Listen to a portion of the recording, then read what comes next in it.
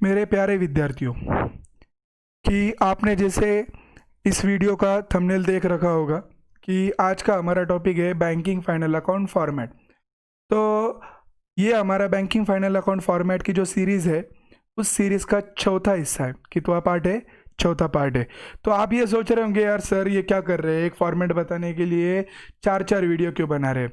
तो इसका basic intention ये है कि आपको जो मैं मालूमात थोड़ी थोड़ी करके बताऊंगा ना, आपको वो समझ जाए। क्योंकि क्या एक पुरानी कहावत है, थेंबे थेंबे तड़े साचे, यानी थोड़े थोड़े से ही क्या ज़्यादा समझ में आता है। अगर आपको मैं एक साथ बताऊंगा ना बैंकिंग फाइनल अकाउंट का टोटल फॉर्मेट प्लस उसमें आने वाले आइटम, तो आप क्या करेंगे, पागल के जैसा करेंगे। आप बोलेंगे यार सर इतना लोड दे दिया, हमें कुछ भी समझ में नहीं आ रहा। तो इसलिए हम क्या कर रहे हैं, ये वीडियो थोड़ा थोड़ा करके देख रहे हैं। तो देखिए, जो ये वीडियो हमारा चौथा वीडियो है, ये डायरेक्टली कोई चौथा वीडियो देख रहा होगा तो उन सब से मेरी रिक्वेस्ट है कि आप हमारा इस वीडियो का पहला पार्ट, दूसरा पार्ट और तीसरा पार्ट देखें और फिर ही चौथा पार्ट देखें, तो आपको ये चौथा पार्ट समझ में आएगा। ठीक है? तो अभी हमने देखो, मैं आपको थोड़ा सा रिमाइंड करता हूँ। हमने हमारे पहले पार्ट में क्या किया था, बैंकिंग फाइनल अकाउंट के फॉर्मेट में जो बैलेंस शीट होती है, वो बैलेंस शीट और हमारी जो पुरानी बैलेंस शीट होती थी ना, उसका फ़र्क देखा था।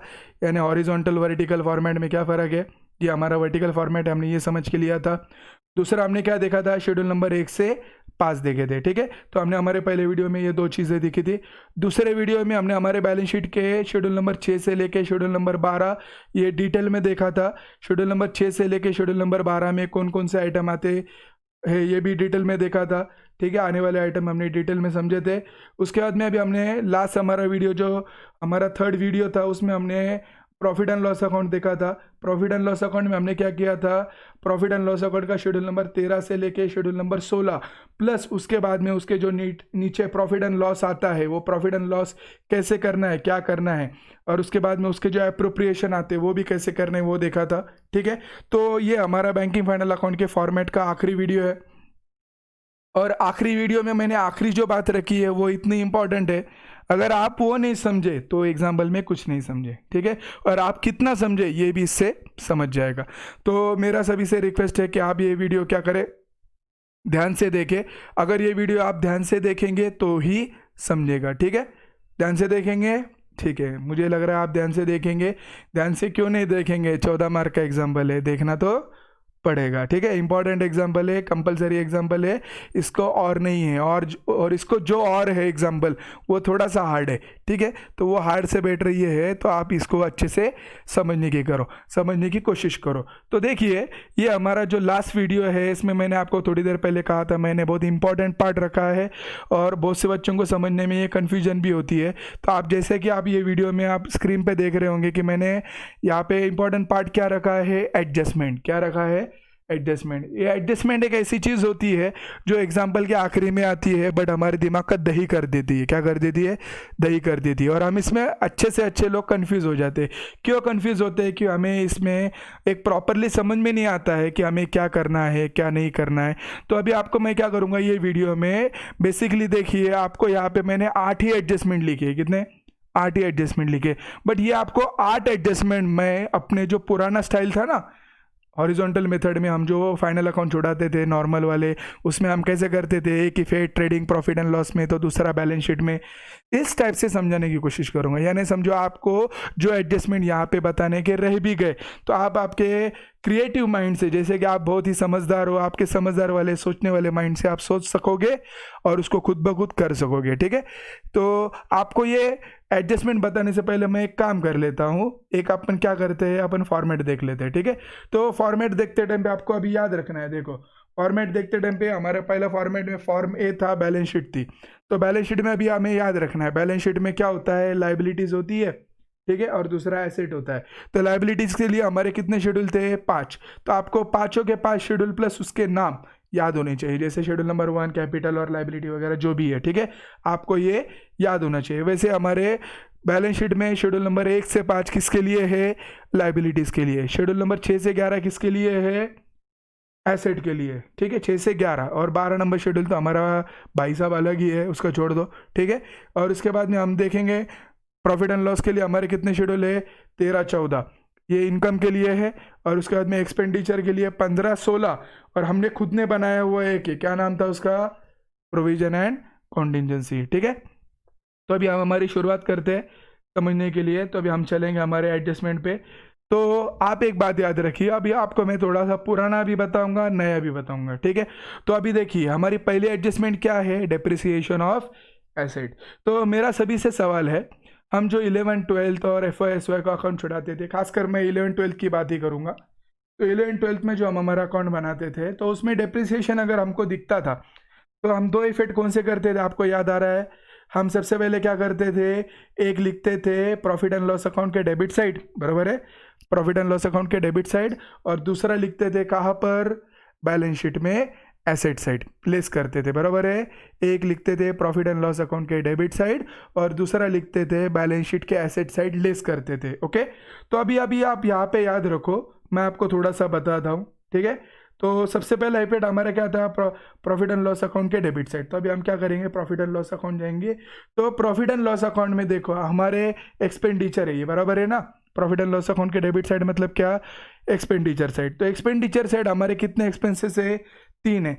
ये हमारा इंटरेस्ट है क्या, नहीं है। Depreciation is a not interest, not a provision and not a contingency. ये नहीं है, इंटरेस्ट भी नहीं है, 15 भी नहीं है और PNC भी नहीं है। तो बचा कौन सा, ऑपरेटिंग एक्सपेंसेस। तो अभी आपको याद रखना है, सबसे पहले ये कहा जाएगा शेड्यूल नंबर 16, जैसे कि आपको यहाँ पे दिख रहा होगा, टिक लिखा है मैंने, शेड्यूल नंबर 16 में नॉर्मल जाएगा, ठीक है, क्योंकि हम प्रॉफिट एंड लॉस अकाउंट के डेबिट साइड नॉर्मल लिखते हैं, तो हमने 16 लिखा। और दूसरा इफेक्ट क्या करते हैं, बैलेंस शीट के एसेट साइड में लेस। तो डेप्रिसिएशन नॉर्मली किस पे होता है, फिक्स एसेट पे होता है। तो याद रखिए, अगर डेप्रिसिएशन हमारा फिक्स एसेट पे होगा तो फिक्स एसेट का हमारे शेड्यूल नंबर कितना था, याद है आपको, फिक्स एसेट का हमारा शेड्यूल नंबर कितना था, चलो हम देखते हैं पेज अप करके। फिक्स एसेट का हमारा शेड्यूल नंबर 10 था, तो हम 10 में क्या करेंगे, माइनस करेंगे। और अगर समझो कोई अदर एसेट पे डेप्रिसिएशन है तो हम -11 करेंगे। आपको यहाँ तक समझ में आया, डेप्रिसिएशन पहला इफेक्ट। तो डेप्रिसिएशन की टिक क्या है हमारी, पहली टिक है शेड्यूल नंबर 10 से माइनस करेंगे, यानी शेड्यूल नंबर 10 मतलब क्या, फिक्स एसेट में से माइनस करेंगे। अगर अदर एसेट होता है तो अदर एसेट मतलब शेड्यूल नंबर 11 से माइनस करेंगे, यानी 10 या 11 में से माइनस करेंगे। और दूसरा इफेक्ट क्या, शेड्यूल नंबर 16 यानी ऑपरेटिंग एक्सपेंसेस में लिखेंगे। आपको समझ में आया, जैसा हम पुराना करते थे वैसा ही सेम है, सेम यहाँ पे हम शेड्यूल नंबर वाइज करते हैं, ठीक है, क्योंकि इसको से शेड्यूल नंबर दिए गए हैं, ठीक है। हाँ, अभी एडजस्टमेंट नंबर 1 समझ में आ गई। क्या है adjustment number 1, depreciation on asset. उसके टिक क्या है, -10 और 16, ओके। तो हम चलते हैं एडजस्टमेंट नंबर 2 पे। एडजस्टमेंट नंबर 2 क्या है, इंटरेस्ट रिसीवेबल। क्या है, इंटरेस्ट रिसीवेबल, या इसको हम कहेंगे आउटस्टैंडिंग इंटरेस्ट, ठीक है। तो ये आउटस्टैंडिंग इंटरेस्ट है, यानी इंटरेस्ट आना बाकी है। तो आना बाकी है यानी ये हमारी क्या है, एसेट है, बरोबर है। सबसे पहले याद रखिए, इनकम या इंटरेस्ट रिसीवेबल है, यानी ये हमारी आने वाली इनकम है, ये आना बाकी है, यानी ये हमारी एसेट है। यानी बात याद रखिए, आउटस्टैंडिंग इंटरेस्ट जो हमारा होता था, आने वाला आउटस्टैंडिंग इंटरेस्ट रिसीवेबल जो हमारा होता था, या आउटस्टैंडिंग इनकम जो हमारी पुरानी होती थी, हम उसको क्या टिक करते थे बेसिकली, आपको याद आ रहा है, याद आ रहा है, मुझे ऐसा लगता है, मुझे अच्छे से याद आ रहा है, हम क्या करते थे, प्रॉफिट एंड लॉस अकाउंट की, ये हमारी इनकम है, तो प्रॉफिट एंड लॉस अकाउंट की कौन सी साइड लिखते थे, क्रेडिट साइड। कौन सी साइड, क्रेडिट साइड। तो क्रेडिट साइड लिखते थे मतलब क्या करते थे, इनकम में लिखते थे। क्रेडिट साइड मतलब कौन सी साइड, इनकम साइड। तो प्रॉफिट एंड लॉस अकाउंट के क्रेडिट साइड लिखते थे इनकम में। तो यहाँ पे हमारे इनकम में देखो, हमारे इनकम में 2 ही हेड्स है, एक इंटरेस्ट और एक अदर। और आपको जैसे वहाँ पे नाम दिख रहा होगा, इंटरेस्ट रिसीवेबल, यानी ये इंटरेस्ट किसका है, इंटरेस्ट का है। तो ये इंटरेस्ट के लिए सेपरेट शेड्यूल है ना, तो शेड्यूल नंबर 13, कितना याद रखेंगे, शेड्यूल नंबर 13। तो शेड्यूल नंबर 13 में जाएगा, यानी पहला इफेक्ट शेड्यूल नंबर 13, यानी हमारा प्रॉफिट एंड लॉस अकाउंट का क्रेडिट साइड वाला CR वाला आइटम शेड्यूल नंबर 13। उसके बाद में दूसरा हम क्या करते थे, याद है, एसेट साइड लिखते थे, एसेट साइड लिखते। तो अभी एसेट में आ जाओ। एसेट साइड अगर आप ध्यान से देखेंगे ना, तो एसेट साइड में आपको ये ध्यान में आएगा कि ये हमारे एसेट जो 6 से 11 तक शुरू होते हैं, तो 6 से 11 में अगर आप ध्यान से देखेंगे ना, ये 6 नंबर में जाएगा, 7 में जाएगा, या 8, 9, 10, 11, 10 में जाएगा। ये हमारा ऊपर का किसी में का नहीं है, ये बेसिकली क्या में जाएगा, अदर जाएगा, क्योंकि ये ऊपर के किसी भी हेड से मैच नहीं होता। और वैसे भी आप ये फॉर्मेट में देखेंगे तो ये मैंने आइटम इंटरेस्ट रिसीवेबल लिखा है, वो शेड्यूल नंबर 11 में। तो याद रखिए हमारा इसका टिक क्या है शेड्यूल का, ये एडजस्टमेंट का, इंटरेस्ट रिसीवेबल का 13 और 11। 13 मतलब क्या इंटरेस्ट अर्न, और 11 मतलब क्या अदर एसेट। ठीक है, याद रहेगा। ओके ठीक है। उसके बाद में आरडीडी या bad debts, adjustment number 3। Adjustment number 3 क्या है, बैड डेब्ट्स या आरडीडी। अभी मुझे आप ये बताइए कि आप जब नॉर्मली क्या करते थे, नॉर्मली फाइनल अकाउंट छुड़ाते थे तो आरडीडी कहाँ लिखते थे, दो जगह। एक तो लिखते थे प्रॉफिट एंड लॉस अकाउंट के डेबिट साइड, और दूसरा कहाँ पे लिखते थे, बैलेंस शीट के एसेट साइड में डेटर में से लेस करते थे। ठीक है, तो बैलेंस शीट के एसेट साइड में डेटर में से लेस करते थे, मतलब जिससे जो हमारे डेटर्स थे। तो अभी यहाँ पे याद रखिए हमारे डेटर्स बैंक में कौन होते हैं, एडवांसेस। कौन होते हैं, एडवांसेस। तो हम क्या करेंगे, ये बैड डेब्ट्स या आरडीडी जो भी रहेगा ये हमारे एडवांसेस में से माइनस करेंगे। किसमें से, हमारे एडवांसेस मतलब हमारा डेटर से। ठीक है, तो डेटर में माइनस करने के बाद हम क्या में करेंगे, एडवांस में। एडवांस का शेड्यूल नंबर कितना है, -9 है। कितना, 9। तो इसमें से माइनस करेंगे मतलब क्या टिक आएगी, -9।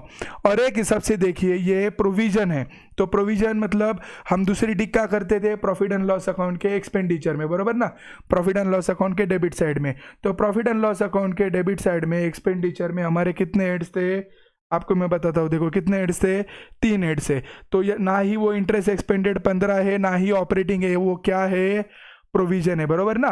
बैड डेब्ट्स या आरडीडी क्या होती है, एक तरह की प्रोविजन होती है। तो आपको याद रखना है ये प्रोविजन है। तो प्रोविजन के लिए क्या हमारी टिक थी, पी एंड सी। तो आपको याद रखना है bad debts, bad and doubtful debts या आरडीडी अगर आपको कहीं भी दिखे तो 9 में से माइनस करना है। 9 में से माइनस करना मतलब क्या, एडवांसेस में माइनस करने का। और पीएनसी मतलब क्या, प्रोविजन एंड कॉन्टिजेंसी। मुझे ऐसा लग रहा है आपको ये 3 टिक समझ में आए होंगे। ठीक है, याद रखो जैसे हम पुराने फाइनल अकाउंट में करते थे वैसे ही इस फाइनल अकाउंट में करने वाले हैं। ठीक है, हाँ। अभी अगली एडजस्टमेंट देखो, adjustment number 4। Adjustment number 4 rebate on bill discounted, यानी हमारा जो बिल डिस्काउंट है वो बिल डिस्काउंट पे अगर हम और कोई डिस्काउंट देते हैं या रिबेट कोई माफ़ कर देते हैं, यानी हमारे पैसे अगर वो पहले देता है तो हम कोई माफ़ी देते हैं, तो हम देखो ये बिल डिस्काउंट की रिबेट जो दे रहे हैं, तो रिबेट काय पे दे रहे हैं, बिल डिस्काउंटेड पे दे रहे हैं। तो बिल डिस्काउंटेड किस में आता है, शेड्यूल नंबर 9 में आता है। तो बेसिकली हम क्या याद रखेंगे, ये रिबेट बिल डिस्काउंटेड पे है, तो हम बिल डिस्काउंटेड अगर शेड्यूल नंबर 9 में आता है तो वहाँ से माइनस करेंगे, यानी पहली टिक हमारी आ गई -9। क्या आ गई, -9। और दूसरा ये एक तरीके का क्या है, खर्चा है। यानी हम बेसिकली अगर हमारा ये देखेंगे तो एक तरीके का ये क्या है, खर्चा है। और ये खर्चे में कहा जाएगा ऑपरेटिंग एक्सपेंसेस में, यानी शेड्यूल नंबर 16। ठीक है, आप शेड्यूल नंबर 16 के आइटम्स को देखेंगे तो आपको वहाँ रिबेट ऑन बिल डिस्काउंटेड दिखेगा। ठीक है, क्योंकि मैंने शेड्यूल नंबर 16 में रिबेट ऑन बिल डिस्काउंटेड लिखा है। तो याद रखना है आपको, क्या याद रखना है, रिबेट ऑन बिल डिस्काउंटेड। अगर ये एडजस्टमेंट आपको आती है तो आपकी टिक क्या होगी, -9, -9 और 16। -9 मतलब क्या, एडवांसेस में से लेस, और 16 मतलब ऑपरेटिंग एक्सपेंसेस में। ठीक है, हाँ। एडजस्टमेंट नंबर 4 तक आपको समझ में आया, ठीक है, आया होगा। हाँ, चलो अभी हम चलते हैं शेड्यूल नंबर एडजस्टमेंट नंबर 5 पे। एडजस्टमेंट नंबर 5 क्या है, प्रोविजन फॉर टैक्सेशन। देखो जैसे हम आम आदमी को, गवर्नमेंट को टैक्स देना होता है तो हम पैसे कुछ काट के रखते हैं, तो वैसे ही बैंक भी क्या करती है, टैक्स देने के पहले कुछ प्रोविजन करके रखती है, थोड़े थोड़े पैसे निकाल कर रखती है। तो ये जो प्रोविजन फॉर टैक्सेशन की एडजस्टमेंट आती है, तो सबसे पहले आप बात याद रखो, ये एडजस्टमेंट अगर हम समझने की कोशिश करेंगे, ये एक तरह की प्रोविजन है। तो अगर हम हमारे नॉर्मल फाइनल अकाउंट की बात करेंगे तो ये 2 जगह जाता है। कहाँ जाता है, एक लाइबिलिटीज़ में जाता है, और एक प्रोविजन कहाँ जाती है हमारी, याद करो, प्रॉफिट एंड लॉस अकाउंट के डेबिट साइड जाएंगे। अभी प्रॉफिट एंड लॉस अकाउंट के डेबिट साइड मतलब किसमें, एक्सपेंडिचर में। एक्सपेंडिचर में क्या था हमारे, 15, 16 और पीएनसी। 15 और 16 जो है उसमें तो दिख नहीं रहा है क्योंकि ये प्रोविजन नाम दिख रहा है किसमें, प्रोविजन एंड कॉन्टिजेंसी में। तो हमारी सबसे पहले टिक क्या होगी, पी एंड सी, यानी हमारा प्रॉफिट एंड लॉस अकाउंट के जो डेबिट साइड जाता है ना, उसको हम यहाँ पे क्या टिक करेंगे, पी एंड सी। और जो दूसरा हमारा इफेक्ट होता है बैलेंस शीट के लाइबिलिटी साइड, बैलेंस शीट के लाइबिलिटी साइड देखो, प्रोविजन एंड कॉन्टिजेंसी, ये जो प्रोविजन है आपको ये अदर लाइबिलिटीज में देखेगा। कहाँ पे, प्रोविजन फॉर टैक्सेशन, ये नाम आपको कहाँ दिखेगा, शेड्यूल नंबर 5 में दिखेगा। किसमें? तो आपको याद रखना है, अगर आपको प्रोविजन फॉर टैक्सेशन ये वर्ड दिखता है तो आपको अपने 2 टिक याद रखनी है। प्रोविजन एंड टैक्सेशन के लिए, प्रोविजन फॉर टैक्सेशन के लिए एक तो बैलेंस शीट में शेड्यूल नंबर 5 और दूसरा पीएनसी। पीएनसी मतलब क्या? Provision and contingency. ठीक है। हाँ, अभी ये जो अगली एडजस्टमेंट है, ये अगली एडजस्टमेंट बहुत ही इंटरेस्टिंग है। मैं इसको इंटरेस्टिंग इसलिए कह रहा हूँ कि आपको ये जो इन्फॉर्मेशन दी जाती है ना, बहुत से बच्चे क्या करते हैं, कंफ्यूज होते हैं और शेड्यूल नंबर 1 जो बनाते हैं ना, उसमें ये अमाउंट लेकर जाते हैं और टोटल में काउंट कर देते। क्या करते? टोटल कर देते इसकी, यानी हमारे जो भी अमाउंट होती है उसमें इसको कैलकुलेट करते। तो मेरी सभी विद्यार्थियों से विनती है, रिक्वेस्ट है, सजेशन है, रिकमेंडेशन है, जो आपको समझना है वो है कि ऑथोराइज कैपिटल अगर आपको दिखता है तो आपको ये शेड्यूल नंबर 2 लेकर जाना है, क्योंकि ये कैपिटल का हिस्सा है। सॉरी, शेड्यूल नंबर 2 नहीं, मैंने वहाँ गलती से शेड्यूल नंबर 2 लिख लिया होगा, याद गलती से हो गया है वो। शेड्यूल नंबर 1 कितना? शेड्यूल नंबर 1 ऑथोराइज कैपिटल किस में जाएगा? Schedule number 1। वो गलती से लिख लिया था शेड्यूल नंबर 2, याद रखो ऑथोराइज कैपिटल जाएगा शेड्यूल नंबर 1 में, क्योंकि कैपिटल का हिस्सा है। और मैंने वहाँ पे आगे कुछ लिखा है, इन्फॉर्मेशन ओनली, यानी इन्फॉर्मेशन मतलब क्या? ये ऑथोराइज कैपिटल हमारे मालूमात को होता है, इसको हाफ मार्क होता है, बट इसको टोटल में नहीं पकड़ना है। इसको क्या करना है, इसकी अमाउंट लिखनी है टोटल में, ये हमारे पर अमाउंट के कॉलम में, और इसको डबल अंडरलाइन करनी है। डबल अंडरलाइन मतलब क्या? इसको टोटल में नहीं पकड़ेंगे। ठीक है। तो मेरे हिसाब से आपको एडजस्टमेंट, हमारे 6 एडजस्टमेंट समझ में आए होंगे।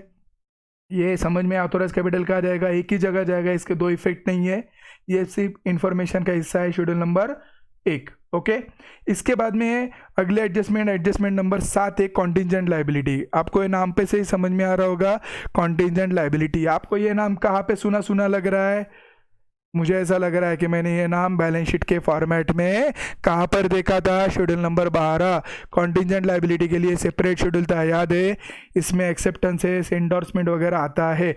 अगर आपको एक्सेप्टेंस, एंडोर्समेंट, कॉन्टिजेंट लायबिलिटी ऐसा कुछ भी दिखे तो आपको एक याद रखना है, ये भाई साहब के लिए, ये आइटम के लिए सेपरेट शेड्यूल ये शेड्यूल है। ठीक है। उस शेड्यूल का नाम क्या है? Schedule number 12। इसके भी 2 इफेक्ट नहीं होते, इसका कितना इफेक्ट होता है? ओनली 1। इसको डायरेक्टली क्या करना है? करंट ईयर के कॉलम में अमाउंट लिखनी है, कुछ भी नहीं करना है। इसको टोटल में कहीं भी पकड़ना नहीं है। आई रिपीट कि इसको टोटल में कहीं भी पकड़ना नहीं है, इसकी सिर्फ अमाउंट मेंशन करना होती है। ठीक है। यहाँ तक आपको समझ में आया होगा। इसके बाद में हमारी लास्ट एडजस्टमेंट रहेगी। इसको लास्ट इसलिए रखा है क्योंकि ये मेरी फेवरेट एडजस्टमेंट है और ये मैं बहुत पहले से करते आ रहा हूँ और आप भी बहुत पहले से करते आ रहे हैं। क्या पहले से करते आ रहे हैं? देखो, आपने 11th का अकाउंट और 12th के अकाउंट में सबसे पहले एडजस्टमेंट कौन सी होती थी? एग्जाम्पल में सबसे पहले एडजस्टमेंट कौन सी होती थी? याद करो, क्लोजिंग स्टॉक। बराबर है। तो इसलिए मैंने आपको क्या कहा, ये मेरी फेवरेट है। क्यों फेवरेट है? जो पहले आता है वो अपना फेवरेट है। ठीक है। तो क्लोजिंग स्टॉक की एडजस्टमेंट है। क्लोजिंग स्टॉक किसका? पोस्टल स्टैंप है या स्टेशनरी है। अगर इसका कोई होगा क्लोजिंग स्टॉक तो उसकी टिक आएगी। अब इसकी टिक कैसी बनी है मैं आपको ये समझाने की कोशिश करता हूँ। तो इसकी टिक देखिए, बेसिकली क्लोजिंग स्टॉक अगर हमारे नॉर्मल अकाउंट में बनता है तो हम उसको क्या करते हैं? ट्रेडिंग अकाउंट के क्रेडिट में लिखते हैं, यानी क्रेडिट साइड लिखते हैं, और दूसरा क्या करते हैं? बैलेंस शीट के एसेट साइड लिखते हैं। बरोबर है। तो ट्रेडिंग अकाउंट के क्रेडिट साइड, देखिए मेरा ट्रेडिंग अकाउंट के क्रेडिट साइड, अभी ट्रेडिंग अकाउंट के क्रेडिट साइड लिखना या डेबिट में लेस करना, मीनिंग सेम होगा। सही है। ट्रेडिंग के क्रेडिट में लिखो या प्रॉफिट एंड लॉस अकाउंट के डेबिट में माइनस करो, इफेक्ट तो सेम होगा ना। ठीक है। क्योंकि ड्यूअल एंट्री सिस्टम है, एक जगह प्लस करके लिखना, अगर उसके अपोजिट साइड लिखना है तो माइनस करके लिखना। तो अभी हमें क्या करना है? क्लोजिंग स्टॉक को जो हमारा शेड्यूल नंबर 16 है ना, वहाँ पे माइनस करना है। वहाँ पे आप बोलेंगे वहाँ पे माइनस क्यों करने का? इसको सेपरेट नहीं लिख सकते कि नहीं? इसको सेपरेट नहीं लिखने के पीछे एक रीज़न ये है, जो पोस्टल स्टैंप या स्टेशनरी का जो भी खर्चा होता है ना, हम वो खर्चा क्या करते हैं? बेसिकली शेड्यूल नंबर 16 में लिखते हैं, खर्चे में लिखते हैं। तो उस खर्चे में से इसको क्या करना है? माइनस करना है। यानी हम ऐसे समझेंगे, जो हमारे प्रॉफिट एंड लॉस अकाउंट के डेबिट साइड में हम खर्चा लिखते थे, उसमें से ये खर्चा क्या करेंगे? माइनस करेंगे। वैसे ही हम यहाँ पे क्या करेंगे? जो शेड्यूल नंबर 16 में हम खर्चा लिखते थे उसमें से वो माइनस करेंगे। यानी क्लोजिंग स्टॉक के लिए हमारी टिक क्या आएगी? -16। 16 मतलब क्या? Operating expenses. ठीक है। और उसके बाद में अदर एसेट, अदर एसेट मतलब क्या? 11 मतलब अदर एसेट। एसेट में शेड्यूल नंबर 11 में लिखेंगे, क्योंकि ये जो क्लोजिंग स्टॉक है ऊपर किसी में नहीं आता है, इसलिए अदर एसेट में जाता है। याद रहेगा। क्लोजिंग स्टॉक के लिए एडजस्टमेंट क्या है? -16 और 11। तो आपको ये सारी एडजस्टमेंट याद रहेगी, नहीं भी याद रहेंगी तो आपको याद करना है, याद करना है, याद करना है। अगर आपको समझो याद करने के लिए थोड़ा ज़्यादा टाइम लगता है तो आपको एग्जाम्पल छुड़ाते टाइम पे ये टिक की सिस्टम जो भी है वो एक पेज पर लेके बैठना है और उस हिसाब से एग्जाम्पल को छुड़ाने की कोशिश करना है। तो आपको मैंने अभी ये जो वीडियो स्पेशल बनाया था एडजस्टमेंट के लिए, समझ में आया? एडजस्टमेंट समझना बहुत ज़रूरी है क्योंकि हमारे जो बच्चे होते हैं उनका फाइनल अकाउंट टैली ना होने की रीज़न क्या होती है? एडजस्टमेंट गलत करना। तो आपको एडजस्टमेंट सब समझ में आए होंगे, और अगर किसी को कुछ एडजस्टमेंट समझ में नहीं आए होंगे तो वो एक बार वीडियो फिर से देखे, और अगर फिर भी समझ में नहीं आए तो मुझे एक बार कमेंट सेक्शन में बताए, और अगर फिर भी समझ में कमेंट सेक्शन में मैं रिप्लाई के बाद भी समझ में नहीं आया तो वो मुझे क्या कर सकते हैं, मेरे मोबाइल नंबर पे कांटेक्ट कर सकते हैं। आपकी स्क्रीन पे मेरा मोबाइल नंबर है, ठीक है? तो आप सभी का, जैसे कि मेरी आदत है सबको थैंक करने की, तो मैं आपको इस वीडियो में भी थैंक करता हूँ। आप सभी का मेरा ये वीडियो देखने के लिए धन्यवाद। Thank you, thanks a lot. Okay, bye.